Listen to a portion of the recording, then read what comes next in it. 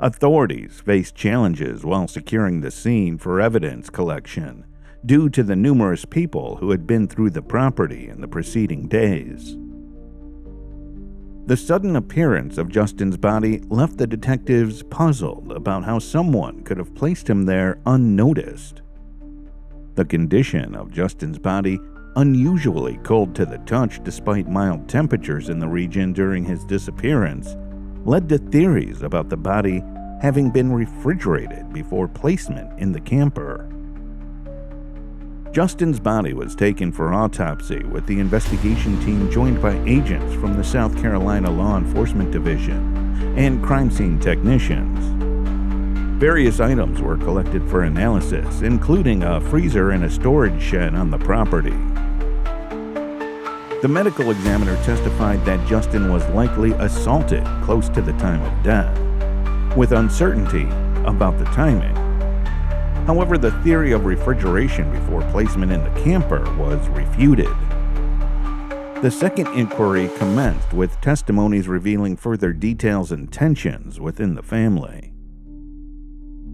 During autopsy discussions, it was revealed Justin had food in his stomach, narrowing the time of death to between 10 a.m. and 3 p.m. on the day he went missing. Despite uncertainties, it seemed unlikely a stranger was involved in the abduction and subsequent hiding of Justin in the trailer. Criminal psychology expert David A. Caldwell suggested Justin was likely killed by someone familiar with him. Investigators focused on questioning the parents again, but none had answers about Justin's presence in the camper. Pamela reiterated her initial story about Justin leaving for school while she was in the shower, unaware of any problem, until she realized his absence on the school bus when it returned later in the day. Victor Turner claimed he was at his job as a pipe welder. Since no witness had seen Justin leaving his house that Friday, attention turned to Victor and Pamela, who both underwent questioning and polygraph tests, but failed. The Turners had declined to communicate with investigators a few days after their polygraph test, and also post the retention of their attorney. Our purpose for meeting is try to work with some workable solution with the attorney so that we could finally eliminate the Turners from being possibly involved, or anybody else for that matter from being involved in it. We've been unable to talk to them since last Wednesday.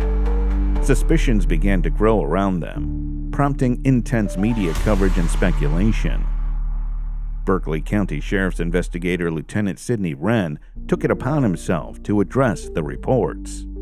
Is there any evidence on the crime scene to indicate that someone who didn't live there was involved? To my knowledge, there's none, no. Pamela later confessed to the account by a few witnesses that she had an altercation with the 5-year-old before the time she said she last saw him alive, and also that she allegedly gave misinformation to investigators about her whereabouts that day.